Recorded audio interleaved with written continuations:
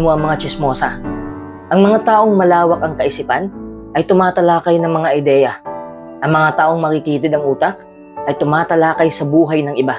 Ang mga tsismosa ay nakakuha ng kasiyahan mula sa mga kasawian ng ibang tao. Sa una, maaaring maging kasiyasiya na masilip ang personal o professional na kahinaan ng ibang tao. Ngunit sa paglipas ng panahon, nakakapagod na yan.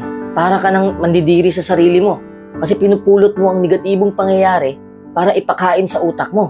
At syempre, ikaw ang nakakasakit ng kapwa mo. Meron namang maraming mga positibong nangyayari sa mundo.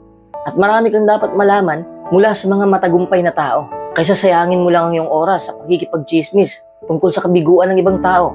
Number 2, layuan mo ang mga taong walang pagpipigil sa sarili. Ang ilang mga tao ay walang kontrol sa kanilang emosyon. Sasaktan ka nila at ilalabas nila ang kanilang mga pagdaramdam. Habang sinasabi nila